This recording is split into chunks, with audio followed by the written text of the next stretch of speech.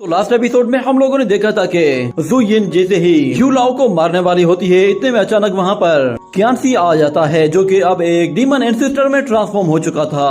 उसे देखकर जू यिन फौरन से वहाँ से चली जाती है और उससे कहती है कि तुमसे फिर कभी मुलाकात जरूर होगी। और फिर उसके बाद क्यांसी सभी डीमन क्लान्स और एंसेस्टर्स की जमकर धुलाई करना शुरू कर देता है और उनसे कहता है कि मैं तुम्हारे पास बहुत जल्द आ रहा हूँ। जिसके बाद अगले सीन में हम लोग देखते हैं कि जू यिन और होली सन एक जगह मौजूद होते हैं और वो होली सन उससे कहता है कि मैंने तुम्हें एक छोटा सा काम दिया था, यू लाओ को मारना था, मगर तुमने अभी तक उसे नहीं मारा। ये सुनकर वो लड़की कहती है कि मैं उसे मार देती, मगर वो लड़का क्यांसी वो अचानक से एक डीमन एंसेस्टर में ट्रांसफॉर्म हो गया है, जिसकी वजह से मुझे यू लाओ को जिंदा छोड़ना पड़ा। उम्मीद है कि तुम इसका ब्लेम मुझे नहीं दोगे, क्योंकि अगर मैं उसे मारना चाहती तो मैं मार देती, पर मैंने उस डीमन एंसेस्टर के साथ फाइट नहीं की क्योंकि मैंने उसे तुम्हारे लिए छोड़ दिया है। ये सुनकर होली सन कहता है कि एक मर्तबा वो एंसेस्टर बन गया है तो इसका मतलब है उसकी स्ट्रेंथ बहुत ही ज्यादा बढ़ गई होगी, और मुझे लगता है कि अगर मैंने उसके साथ फाइट की तो फिर मुझे ब्रेक थ्रू करने का एक मौका मिल सकता है और मैं दोबारा से फॉर्मर एम्परर रियलम में आ जाऊंगा। ये सुनकर जू यिन उससे कहती है कि मैं जानती थी कि तुम मेरी एफर्ट्स को जानते होगे कि मैंने इसमें कितनी ज्यादा मेहनत की है। अगर तुम चाहो तो तुम उसके साथ फाइट कर सकते हो, चाहे उस फाइट में कुछ भी हो, पर मैं हमेशा वहाँ पे तुम्हारी मदद करने के लिए मौजूद रहूंगी। ये सुनकर वो होली सन उससे कहता है कि तुम इस सारे मसले को इतना कैजुअली हैंडल कर रही हो, मगर वो ओल्ड मैन मेरा दोस्त है और ऊपर से तुम भी मेरे बहुत ही ज्यादा क्लोज हो और मैं इस फाइट में बिल्कुल भी होल्ड बैक नहीं करना चाहता। वो लड़की उससे कहती है कि हाँ क्यों नहीं, तुम जैसे चाहो फाइट कर सकते हो, यही वजह है कि तुम्हें मैं इतना ज्यादा पसंद करती हूँ। आखिर एक तुम ही तो हो जिसकी मुझे इतनी ज्यादा परवाह है। और यहीं पे हमें पता चलता है कि वो होली सन असल में उस लड़की का डिसाइपल है। वो अपनी मास्टर से कहता है कि अब आप सब कुछ मुझ पर छोड़ दें। ये सुनते ही उसकी मास्टर वहाँ से जाते हुए कहती है कि ठीक है, अगर इस लड़ाई में कुछ भी इंटरेस्टिंग हो तो फिर मुझे फौरन से बुला लेना।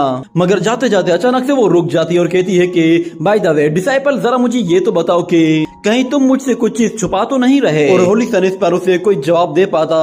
इतने में उस लड़की को फील होता है कि जैसे कोई चोरी छुपे वहाँ पे घुस आया है, जिस पर वो होली सन कहता है कि ये चूहे और बिल्लियां ये हमेशा खाने पीने की चीजों के पीछे ही पड़ी रहती हैं। और अगले सीन में हमें दिखाया जाता है उन ट्विन ब्रदर एंड सिस्टर्स को जो कि एक ट्रेजर रूम के अंदर मौजूद होते हैं और उनके हाथ में बहुत ही पावरफुल ट्रेजर्स होते हैं। और वो लड़की कहती है कि क्या ये वाकई में 10,000 साल पुराना सीलिंग जेड स्टोन है, इसका कलर देखो और ये कितना ज्यादा टफ है। उसे वो स्टोन बहुत ही ज्यादा अच्छा लग रहा था और वो उसकी बहुत ज्यादा तारीफें कर रही थी। और उसका भाई कहता है कि सिस्टर, मैंने अपनी पूरी लाइफ में कभी भी इतने ज्यादा ट्रेजर्स एक साथ नहीं देखे, ये जगह पूरी तरह से ट्रेजर से भरी पड़ी है। वो मास्टर फेंग से कहता है कि मास्टर, आपने देखा यहाँ पे क्या कुछ मौजूद है, हम लोग तो इन ट्रेजर्स की मदद से बहुत ही ज्यादा अमीर हो जाएंगे।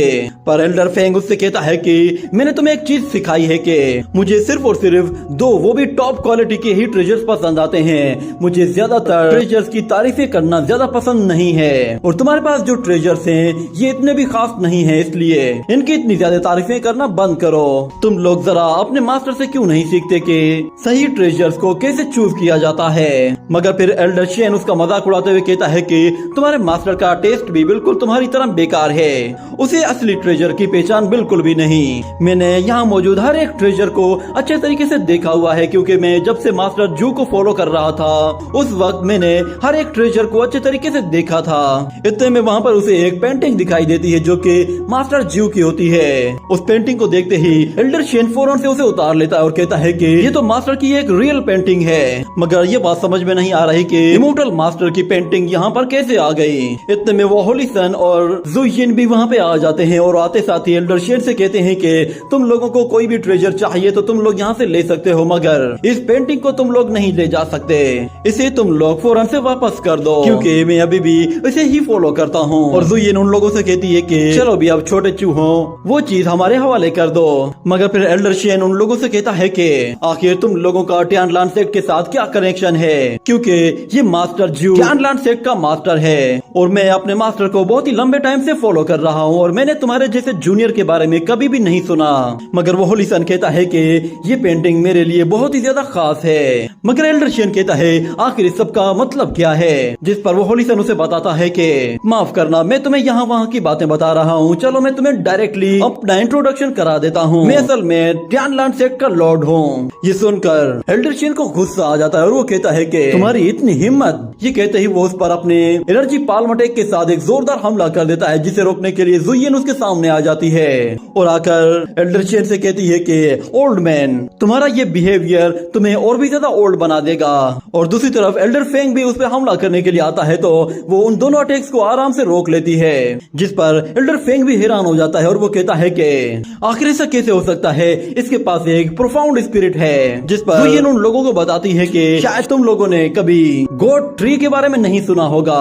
ये कहने के साथ ही अचानक उसकी आंखों का कलर चेंज हो जाता है और उसकी पावर्स बढ़ने लगती हैं। और इस तरफ हमें दिखाया जाता है मियांग को, जो कहती है कि मैंने एक नया स्पिरिचुअल टी का लीफ ग्रो कर लिया है, उम्मीद है कि ये एंसेस्टर को बहुत ही ज्यादा अच्छा लगेगा। मगर वो देखती है कि एंसेस्टर तो वहाँ पे है ही नहीं, जिस पर उसे भी काफी हैरानी होती है। मगर फिर वहाँ पर सानियान आती है और वो कहती है कि क्या हुआ, क्या तुम एंसेस्टर को ढूंढ रही हो?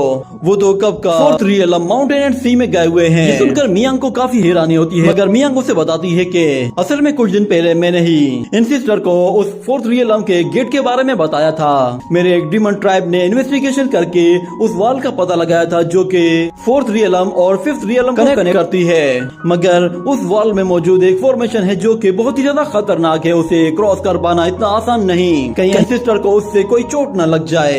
मगर सानियान कहती है कि एंसेस्टर की फिक्र करना छोड़ दो, उन्हें कुछ भी नहीं होने वाला, बस तुम सिर्फ और सिर्फ डीमन इमोर्टल्स और मॉन्स्टर्स की वार के बारे में सोचो। जैसे ही एंसेस्टर वहाँ पे जाएंगे, मुझे पूरा है कि वो वार खत्म हो जाएगी। ये कहने के साथ ही ये सीन यहीं पे ही कट हो जाता है। अगले सीन में हमें दिखाया जाता है कि शुयांग याया के साथ एक और जगह पे आ जाता है।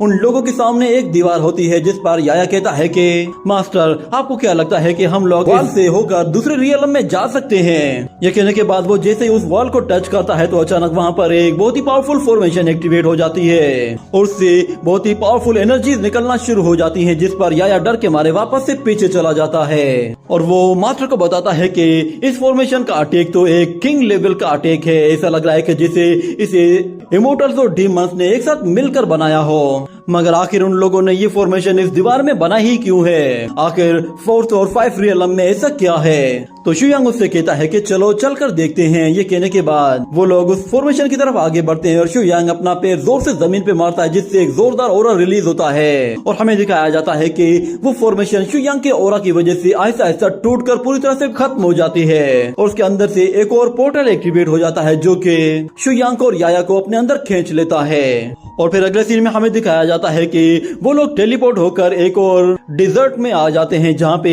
याया कहता है कि आखिर ये फोर्थ रियलम इतना बेकार कैसे हो सकता है? यहाँ पे तो कुछ भी नहीं, मैंने इतनी बेकार जगह आज से पहले कभी भी नहीं देखी। इतने में शुयांग कहता है कि ये क्या, मुझे तो पता भी नहीं चला कि मैं कब इन्फेक्टेड हो गया।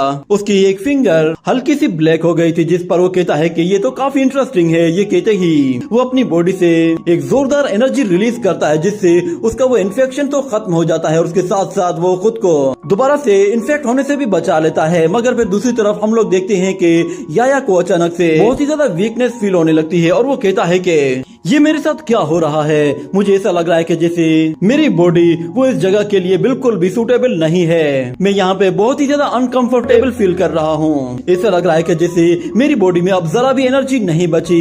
इतने में शुयांग देखता है कि याया बहुत ही ज्यादा वीक हो गया है, तो वो स्टीम बन से कहता है कि फौरन से इसकी हेल्प करो। तो स्टीम बन फौरन से याया के पास आता है, उसके चारों तरफ गोल गोल घूमते हुए उसकी एनर्जी को दोबारा से रिगेन करने में उसकी मदद करता है और उसकी बॉडी को भी इन्फेक्ट होने से बचा लेता है। ये देखकर याया खुद भी हैरान होता है और वो कहता है कि अब मुझे पता चला कि मास्टर, आप इस स्टीम बन को हमेशा से अपने पास क्यों रखते हैं। ये सच में बहुत ही लाजवाब है, मगर ये चीज है क्या और ये हमें इन्फेक्ट क्यों कर रही है? मुझे यहाँ पे बहुत ही अजीब सी फीलिंग फील हो रही है, जैसे ये जगह हमारे लिए बिल्कुल भी ठीक ना हो। मगर शुयांग उससे कहता है कि अगर तुम सही से गेस करो तो तुम्हें पता चल जाएगा। ये जगह असल में चेंगबाई क्लान और डीमन क्लान की एक सीक्रेट ट्री की जगह है। इतने में हमें दिखाया जाता है कि एक लड़की जोर से जमीन पर आकर गिरती है। उसके हाथ में एक छोटा सा बच्चा होता है, उसके पास में दो लोग मौजूद होते हैं। देखकर वो लेडी कहती है कि प्लीज मेरी जान बख्श दो, मेरे पास एक छोटा सा बच्चा है और मुझे इसे दूध पिलाना है। मगर वो वॉरियर उसे एक जोर से पंच मारते हुए कहता है कि तुम्हें क्या लगता है कि तुम हमारी उस प्रिजन से चोरी छुपे निकल आओगी तो इतनी आसानी से बच जाओगी? मगर वो लड़की कहती है कि नहीं, मैं कोई तुम्हारी प्रिजनर नहीं हूँ। मगर वो वॉरियर उससे कहता है कि अगर तुम्हारे पास कोई भी ऐसी खास चीज है जो कि हमारे काम की है तो वो फौरन से हमारे हवाले कर दो, वरना अगर मुझे गुस्सा आ गया तो फिर तुम्हारी खैर नहीं। मगर वो लड़की कहती है कि नहीं, मुझे यहाँ से जाने दो।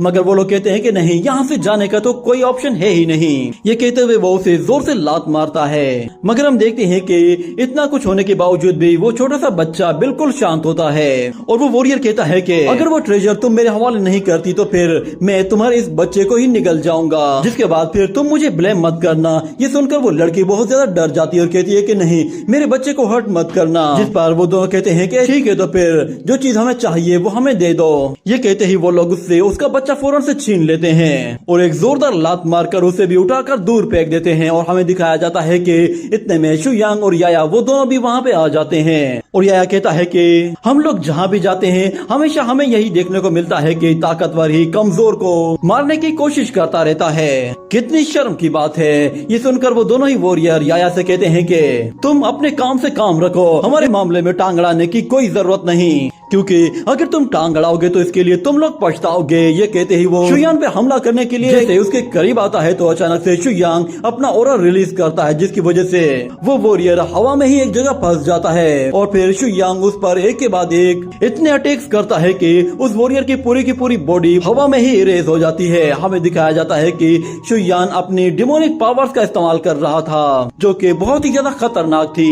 ये देखकर उस वॉरियर का दूसरा साथी भी हैरान हो जाता है और कहता है कि ये तो सच में काफी खतरनाक इमोर्टल है। पता नहीं इसने न जाने कितने ही वाटर सोल को एब्जॉर्ब किया होगा, तब जाके ये यहाँ तक पहुँचा होगा। मगर फिर याया उससे कहता है कि तुम आखिर किस तरह की वाटर स्पिरिट की बात कर रहे हो, लगता है कि शायद तुम्हारा दिमाग ठीक नहीं है। मगर वो वॉरियर उनसे कहता है कि चलो फौरन से वो सारी की सारी वाटर स्पिरिट्स मेरे हवाले कर दो, वरना मैं इस बच्चे को यहीं पे ही मार दूंगा। मगर शुयांग कहता है कि तुम शिकारी हो पर तुम्हें पता भी नहीं कि तुम किसी का शिकार बन गए हो। ये कहते ही अचानक से उसकी बॉडी से हमें खून निकलते हुए दिखाई देता है। हमें पता चलता है कि वो छोटा बच्चा असल में एक छोटा सा डीमन है जिसने उस वॉरियर की बॉडी को पूरी तरह से डिस्ट्रॉय करके रख दिया था। और फिर वो लड़की उस छोटे बच्चे के साथ वापस से खड़ी हो जाती है और शुयांग से कहती है कि तुम लोग मुझसे मेरा खाना छीनने की कोशिश कर रहे हो, तुम्हें तो इसके लिए भरपाई करनी पड़ेगी। ये कहने के साथ ही ये एपिसोड यहीं पे ही एंड हो जाता है।